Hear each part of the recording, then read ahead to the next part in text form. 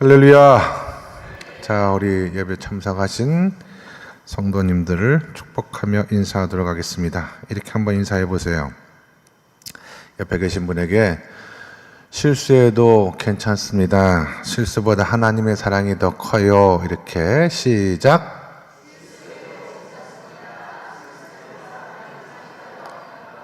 네, 잘하셨습니다. 창세기 27장의 말씀은 온통 실수로 가득한 말씀들의 연속입니다. 이삭도 실수했고, 리브가도 실수했고, 에서도 실수했고, 야곱도 실수했어요. 우리는 실수하기가 매우 쉬운 그런 연약한 존재들입니다. 최근에 제가 새벽 예배를 인도하기 위하여 새벽에 나와서 하나님의 말씀을 예배를 딱 인도하려고 보니까 조금 이상해요. 뭐가 이상한가 보았더니 오늘 전할 말씀이 아니라 내일 전할 말씀을 잔뜩 준비해가지고 강단에 딱 서서 보니까 이거 내일 말씀을 준비해 왔네 해서 하나님 앞에 또 실수했던 그런 기억이 있습니다. 인간의 특징은 실수를 한다는 데 있고요, 하나님의 특징은 그런 실수하는 인간들을 세워주시는 데 있다라고 우리가 성경을 통해서 알 수가 있죠.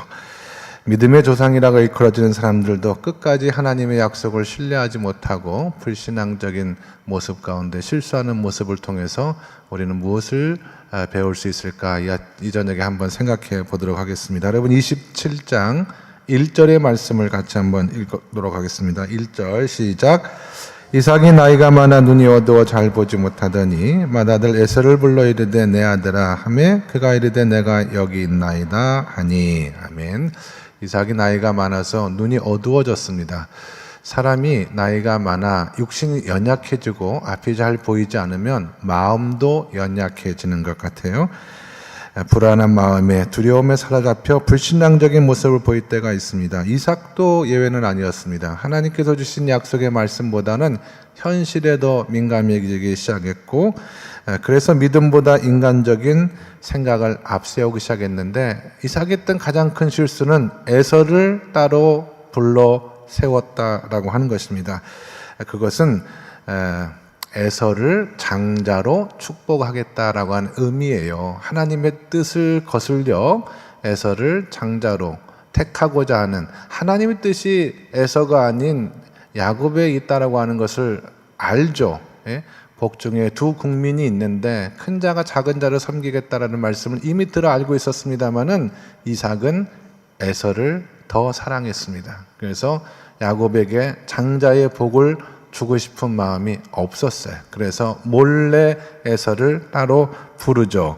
2절의 말씀, 1절에 보시면은 에서를 불러 이르되 내 아들아, 그렇게 이야기하고 있는 것을 볼 수가 있지 않습니까? 원래는 장자의 권리를 이양하기 위해서는 온 가족을 다 불러서 잔치를 벌였어요. 그래서 온 가족의 축복 속에서 아버지의 장자권이, 축복권이 큰아를 통해서 이어지는 것이 이 당시 사람들의 일반적인 관습이라고 한다면, 이삭은 가족들을 다 부르지 않잖아요. 에서만 따로 불러서 그 하나님의 뜻대로가 아니라 자기의 생각대로 장자권을 넘겨주고자 하는 비밀스러운 음모를 지금 추진하고 있는 것을 볼 수가 있죠. 그리고 아들에게 말하기를 내가 이제 나이가 늙어서 언제 죽을지 알지 못하니 너는 화살통과 활을 가지고 들에 가서 나를 위해서 사냥하여 내가 평소 즐기는 별미를 만들어 와라. 내가 그 음식을 맛있게 먹고 난 후에 너를 마음껏 축복해 주겠다라고 말했습니다. 그런데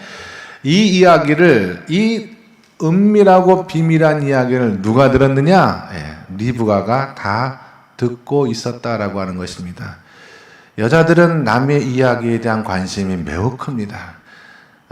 이삭이라고 하는 이름도 사실은 천사들과 아브라함이 대화하는 것을 장막에서 엿듣고 웃었던 그 어머니 사라의 웃음으로 말미암아 그 이름이 이삭으로 지어진 거거든요. 내가 웃었다. 경수가 다 끊어지고 나이가 이제 남편이 100살이 다 돼가는데 정녕 내년 이맘때쯤에 내게 아들이 있으리라 하니까 그 얘기 듣고 피식하고 웃었잖아요. 그래서 그 아들의 이름을 지어 주었는데 그때도 엿듣고 있었다 이 말이에요. 여자들뿐 아니죠. 교회에서 무슨 일이 있나 항상 관심이 많고 다른 집에 어떤 일이 벌어지고 있느냐 항상 관심이 많아요. 하나님 아버지께서 리브가를 통하여 그 이삭이 꿈꾸는 그런 계획들이 하나님께서 원하시는 방향으로 이제 만들어가도록 개입하는 것을 볼 수가 있습니다. 왜냐하면 리브가는 이삭과는 달리 에서보다는 야곱을 더 훨씬 사랑했거든요. 그래서 야곱을 불러서 귀뜸을 해줘요. 근데 아버지가 형에게 사냥하라 이야기하여 사냥하고 오면 이제 그 음식을 별미로 만들어 먹은 다음에 형을 축복하려고 한다. 지금 상황이 그런 상황이니까 아버지가 연로하여 눈이 어두우니 너는 내가 하는 대로 해라. 네가 형인 것처럼 속이고 아버지의 축복을 받아야 된다. 이렇게 엄마가 코치를 하는 거예요. 그래서 에서의 옷을 입히고 보이진 않지만 냄새는 맡을 수 있잖아요. 그리고 손이나 팔뚝 이런 데다 짐승의 털을 이렇게 덧대어 가지고 만져보았을 때 에서같이 털이 난 사람인 것으로 목소리도 형처럼 그렇게 가장을 하여서 드디어 야곱이 형을 대신하여 아버지의 마지막 축복을 받아내는 말씀이 창세기 27장의 내용이에요. 엄격히 말하면 축복을 도적질한 것입니다. 지난 시간 우리가 살펴봤던 말씀이 팥죽 사건이면 오늘은 별미 사건이거든요. 이 사건이 결정적으로 이 가정이 깨어지는 그런 사건이 되었습니다. 그래서 각각 간단하게 이삭과 리브가와 에서와 야곱은 하나님과의 관계에서 무엇을 실수하였고 우리는 이들의 행동을 통해서 어떤 신앙적인 교훈을 얻어야 될 것인가에 대해서 살펴보고 은혜를 나누도록 하겠습니다. 첫 번째 이삭의 실수는 하나님의 뜻을 거역하는 데 있었어요. 하나님의 뜻을 자기의 뜻으로 만들려고 하는데 이삭의 가장 큰 실수가 있었습니다. 아까도 말씀드렸습니다만 이삭은 이미 아내 리브가와 더불어 하나님의 뜻이 차자인 야곱에게 있다는 사실을 알았음에도 불구하고 당연히 그 아들 야곱에게 가야 할 축복을 자신의 뜻대로 에서에게 돌리고자 하는 그런 행동을 취합니다. 하나님 앞에서 개인적인 감정과 생각을 죽여야 돼요. 하나님의 뜻을 따라야 됩니다. 내가 원하는 부분과 하나님이 원하는 부분이 충돌이 나면은 우리는 무조건 하나님이 원하는 길을 따라가야 돼. 근데 이거는 평상시에 선택을 통한 훈련이 되어져 있지 않으면 우리는 반복해서 자기 마음이 원하는 길을 택하기가 쉽고 그렇게 신앙생활을 반복하다 보면은 우리는 하나님과의 교제에서 점점점 멀어져 있는 우리 자신을 발견할 때가 한두 번이 아닙니다. 하나님은 리브가가 이 대화를 엿듣게 하심으로 개입을 하셨습니다. 세상에 비밀은 없어요. 우리끼리의 비밀이라고 손가락을 걸고 아무리 약속을 해도 너 다른 사람에게는 절대 아무한테도 얘기하지 마라고 하는 그 얘기도 누가 아무한테 절대 얘기하지 말라고 그랬다까지 이야기가 붙여져 가지고 다 퍼지잖아요. 세상에는 비밀이 없어요. 왜냐하면 하나님은 다 보고 계시거든요. 우리가 어떻게 하나님을 속일 수가 있겠습니까? 우리가 하나님의 뜻과 계획에 반대되는 길로 가길 원하면 하나님은 오늘과 같은 방법을 통해 개입을 하셔서 그 하나님의 길로 인도해 간다라고 하는 것입니다. 이삭이 축복을 하고 나서 보니까 그 축복한 자가 자기가 의도했던 에서가 아니라 누구였어요? 야곱이었습니다. 야곱에게 속은 것이지만 결과적으로 보면은 자신의 뜻대로가 아니라 하나님의 뜻대로 일이 되어져 갔다라는 사실을 뒤늦게 깨닫죠. 32절 말씀 잠깐 보시겠습니까? 여러분 저 뒤에 32절의 말씀 보시면 자, 같이 한번 읽어볼게요. 시작. 그의 아버지 이삭이 그에게 이르되 너는 누구냐? 그가 대답하되 나는 아버지의 아들 곧 아버지의 맏아들 에서로서이다. 아멘. 이미 별미를 다 먹고 다 축복을 끝냈는데 또 어떤 아들이 와가지고 아버지요 별미를 잡수소서, 그리고 별미를 잡수신 다음에 저를 축복해 주세요 했더니 이거 누구냐? 그랬더니 제가 아버지의 아들 큰아들 에서입니다 하니까 그 다음 33절에 보시면 이삭이 심히 크게 떨며 이르되 전율을 느낀 거죠. 그때 안 거예요. 내가 축복했던 것이 에서가 아니라 야곱이었구나. 이 사실을 알게 되었고 불현듯 이삭의 마음에 깨닫는 바가 무엇이냐? 내가 아무리 하나님의 뜻을 바꾸려 해도 하나님은 당신의 뜻을 이루어 가신 하나님이시구나. 내가 아무리 하나님의 뜻을 거역하려고 해도 결국 하나님은 당신의 뜻을 이루어 가시는구나. 결국 하나님이 원하시는 대로 모든 것이 다 되어버리고 말았구나 라고 하는 그 깨달음이 이 말씀 속에 담겨져 있는 거예요. 심히 크게 떨며. 야곱은 하나님의 뜻을 바꾸려고 했지만 아무리 하나님의 뜻을 바꾸려고 몸부림쳐도 결국 하나님의 뜻은 이루어지고 만다라고 하는 교훈을 우리에게 보여주고 있죠. 두 번째로 리브가의 실수는 무엇이냐면은 인간적인 방법으로 하나님의 뜻을 이루려고 했다라고 하는 것에 리브가의 실수가 있습니다. 이삭과 에서의 이야기를 엿들은 리브가는 어떻게 해서든지 남편의 뜻을 막아야 한다고 생각을 했어요. 그것이 하나님의 뜻을 따르는 길이라고 생각했기 때문에 그것까지는 좋아요. 그런데 이 리브가가 택했던 방법이 좋지 않았습니다. 거짓말과 속임수를 쓰기로 결심한 것이죠. 이게 리브가가 범했던 결정적 실수였습니다. 방법이 잘못된 거예요. 6절과 7절의 말씀을 한번 읽어보도록 하겠습니다. 6절과 7절 다 같이 시작. 리브가가 그의 아들 야곱에게 말하 이르되 내 아버지가 내 형 에서에게 말씀하시는 것을 내가 들으니 이르시기를 나를 위하여 사냥하여 가져다가 별미를 만들어 내가 먹게 하여 죽기 전에 여호와 앞에서 내게 축복하게 하라 하셨으니. 아까도 말씀드렸듯이 이삭의 실수는 하나님의 뜻을 바꾸려고 하는 데 있었어요. 리브가는 그 하나님의 뜻대로 행하기를 원했지만 리브가의 실수는 무엇이냐면 방법이 잘못되었다라고 하는 것입니다. 아무리 좋은 일이라고 할지라도 방법이 악하고 좋지 못하면 선을 이루어내기가 어렵습니다. 목적이 좋으면 방법도 수단도 좋아야 돼요. 하나님 앞에 많은 물질을 헌금하기 위하여 도적질 한다라고 한다면, 그래서 예물을 드린다고 한다면 하나님이 과연 그것을 기뻐하시겠냐 이 말이에요. 방법도 옳아야 된다라고 하는 것입니다. 8절에서 10절까지의 말씀 보시면 리브가가 이제 야곱에게 이렇게 말하죠. 내 아들아 내 말을 따라 내가 명하는 대로 염소떼에 가서 거기서 좋은 염소 새끼 2마리를 내게로 가져오면 내가 그것으로 아버지를 위하여 그가 즐기시는 별미를 만들리니 내가 그것을 아버지께 가져다 드려서 죽기 전에 내게 축복하기 위하여 잡수시게 하라.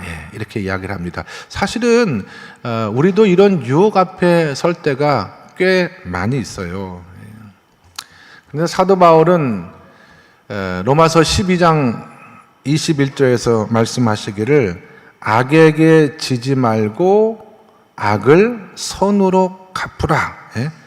악을 선으로 이기라라고 이야기하고 있지 않습니까? 진짜 하나님의 뜻이라고 한다면 하나님의 방법대로 행해야 된다라고 하는 그런 뜻입니다.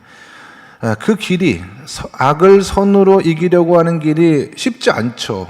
손해를 봐야 될 때도 있고 고독하고 외로운 경험을 할 때도 있습니다마는 모름지기 하나님의 사람이 하나님의 뜻대로의 삶을 살기 위해서는 악을 절대로 악으로 갚아서는 안 되고 오히려 선으로 갚아야 된다라고 하는 것입니다. 결국 이 일로 인하여 야곱은 이 집에서 쫓겨나는 신세가 되었고 리브가는 그 아들을 눈물로 떠나 보내야 했죠. 야곱은 이 사건으로 인하여 험악한 인생의 삶을 시작하기 이르렀고 리브가는 눈에 넣어도 아프지 않을 그 아들을 다시는 볼 수 없는 운명에 들어가게 됩니다. 리브가의 실수는 인간적인 방법으로 하나님의 뜻을 이루려고 했다는 것이지만 하나님의 일에는 원칙이 있다는 것을 우리는 알게 돼요. 가이사의 것은 가이사에게로, 하나님의 것은 하나님에게로. 악은 악으로 갚는 것이 아니라 악을 이기는 길은 바로 선을 베푸는 길이다. 하나님의 뜻을 이루기 위해서는 그 방법과 그 수단도 하나님의 기뻐하시는 삶으로 이루어 드려야 된다라고 하는 것이 리브가의 실수를 통해서 우리가 얻을 수 있는 교훈입니다. 세 번째로 에서의 실수는 그가 충동적이고 감정적으로 대응했다라고 하는 것입니다. 그러나 이런 감정적 대응으로는 하나님의 뜻을 이루어 드릴 수가 없다. 이것이 에서를 통해서 우리가 얻는 교훈입니다. 오늘 성경에도 보시면 축복을 도종맞은 에서가 34절에 아버지의 말을 듣고 소리질러 슬피 울며 아버지에게 이르되 내 아버지여 내게 축복하소서 내게도 그리하소서 주저앉아서 통곡하는 장면이 있거든요. 아버지 내게도 축복을 해주세요 라고 이 큰아들이 엉엉 울고 있는 그런 장면입니다. 그만큼 충동적이고 감정적인 에서의 모습을 볼 수가 있다 이 말이죠. 또 어떤 에서의 충동적인 모습을 볼 수 있냐면 41절에 보시면 41절의 말씀에 이런 말씀이 기록이 되어져 있어요. 그의 아버지가 야곱에게 축복한 그 축복으로 말미암아 에서가 야곱을 미워하여 심중에 이르기를 아버지를 곡할 때가 가까웠은즉 내가 내 아우 야곱을 죽이리라 하였더니 이렇게 곧 아버지가 돌아갈 날이 멀지 않았는데 돌아가시기만 해봐라 너는 내 손에 죽는다 라고 야곱이 그 미움이 에서가 야곱을 향한 미움이 커져서 이렇게 감정적인 모습으로 동생을 죽일 결심을 하죠. 또 한 번 그 충동적이고 감정적인 모습을 볼 수가 있습니다. 우리가 감정이라는 것은 나쁜 것은 아니에요. 그리고 우리가 인간이기 때문에 감정에 영향을 받지 않을 수가 없습니다. 그러나 에서와 같이 감정적으로 대응하고 판단이 잦은 사람들은 하나님이 사용하시기에 매우 난처한 사람이 되는 경우가 많아요. 무엇을 결정할 때 감정에 의해서만 결정하는 것은 매우 위험합니다. 야고보 사도는 성경에 사람이 성내는 것으로는 결코 하나님의 의를 이룰 수가 없다라고 분명히 성경에 기록해 놓고 있지 않습니까? 쉬운 말로 열받았다라고 한다면 우리가 열받을 때가 있잖아요. 열받을 때 해야 될 행동은 아무것도 안 하는 겁니다. 열받았을 때는 말도 하면 안 되고요. 열받았을 때는 행동도 하면 안 돼요. 내가 열받는 일이 있어가지고 막 열이 탁 차올랐다 하면은 그때는 입을 꼭 다물고 숨을 한번 후 내뱉은 후에 하나님 이렇게 해야 돼요. 열받을 때 어떻게 하라고요? 가만히 있어야 돼요. 가만히. 열받을 때 하는 말, 열받을 때 하는 행동은 100% 하나님의 뜻과 의를 이루어 드릴 수가 없기 때문에 그렇습니다. 에서를 향한 하나님의 뜻은 내 동생 야곱이 이 가정의 장자의 권리를 물러받는 것이었거든요. 근데 감정과 충동을 따라서는 결코 그 하나님의 뜻을 결단할 수가 없어요. 이건 의지가 필요한 거거든요. 근데 감정과 충동의 지배를 받는 사람은 의지적인 결단을 잘 하지 못해요. 요나단은 자기 아버지가 왕이었어요. 그러나 하나님의 뜻이 다윗에게 있다는 사실을 알고 다윗이 왕이 되길 위하여 오히려 기도하고 축복했던 의지적인 결정을 할 줄 아는 사람이었거든요. 요나단은 감정적인 사람이 아니었어요. 그래서 우리가 에서를 통한 성경적인 교훈은 감정적인 대응으로는 결코 하나님의 뜻을 이루어 드릴 수가 없다라는 사실을 깨닫게 됩니다. 마지막 야곱의 실수는 무엇이냐? 야곱의 실수는 하나님의 계획보다 너무 앞서갔다고 하는 것이 야곱이 범했던 결정적인 실수였습니다. 야곱은 아버지를 속이고 축복을 받는 일에 결국 성공을 했습니다. 그러나 이 성공으로 인하여 엄청난 대가를 치르게 되죠.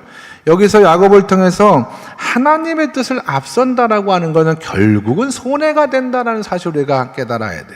하나님의 뜻을 앞선다는 말은 다른 말로 하면 하나님의 뜻을 기다릴 줄 알아야 되는데 하나님의 뜻을 기다릴 줄 모르는 사람은 결국 하나님의 뜻을 이뤄낼 수가 없다라고 하는 그런 의미예요. 이미 복중으로부터 또 어머니 아버지부터 이야기를 들었어요. 하나님 아버지께서 야곱을 이 가정의 장자로 세워서 약속의 축복을 이어갈 것이다 라고 하는 이 하나님의 뜻이 정해졌다라고 한다면 하나님의 때, 하나님의 방법으로 그와 같은 하나님의 뜻이 이루어지기를 기도하고 기다릴 줄 알아야 되는데, 야곱의 실수는 지금 자칫하면은 그것이 어그러질 수 있는 상황이 된 것 같으니 어떻게 해서라도 자기가 방법을 동원하여 하나님의 계획과 하나님의 뜻보다 앞서려고 했다라고 하는 것이 문제인 것입니다. 그 결과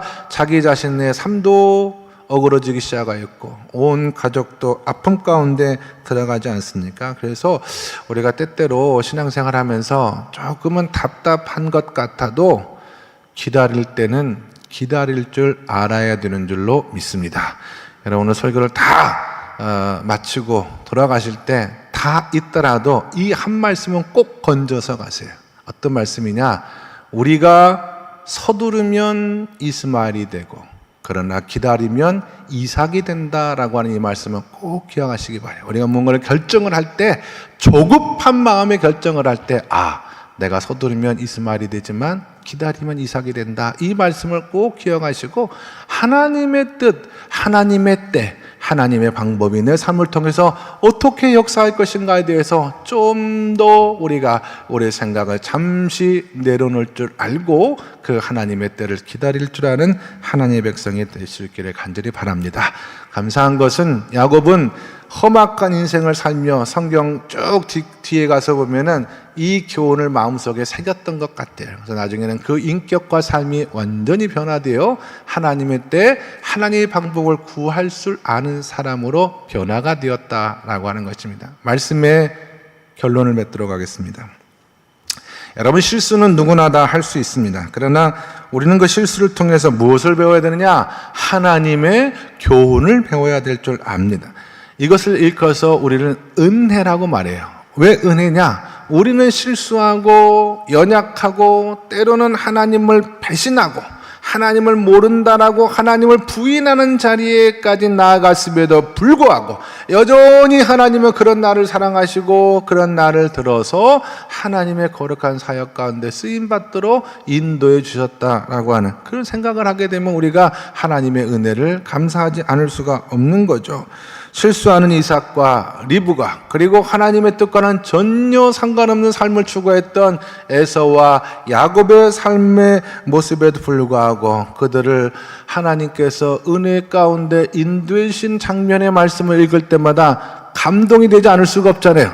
왜냐하면 오늘 성경에 나와 있는 이삭과 리브가와 에서와 야곱의 실수가 우리의 실수이기 때문에 이 사람들을 사랑하신 그 하나님의 사랑은 오늘 예배하는 저와 여러분을 사랑하시는 하나님의 그 사랑인 것을 우리가 깨달아 알기 때문에 감사하지 않을 수가 없는 겁니다.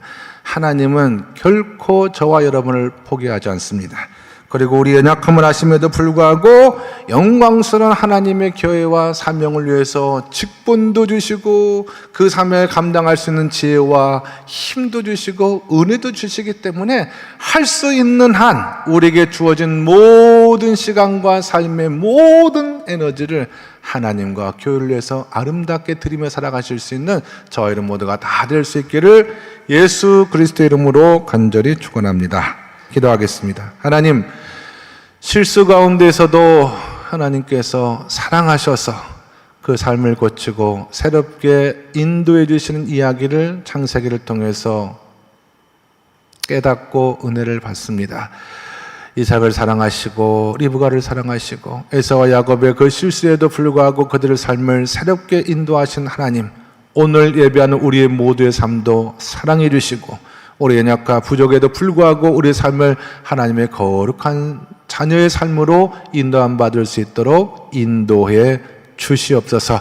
무엇보다 하나님의 때, 하나님의 방법을 기다리는 순간 우리로 하나님의 계획보다 앞서지 않게 도와주시고 잠잠히 하나님의 말씀에 순종하며 기다릴 줄 아는 믿음 돌아가여 주시어서 서두르면 인생이 이스말이 되지만 기다리면 이삭이 된다라고 하는 말씀의 교훈을 마음속 깊이 새기는 저희 모두가 될 수 있도록 하나님 축복하여 주시옵소서. 예수 그리스도 이름 받들어 기도드리옵나이다. 아멘.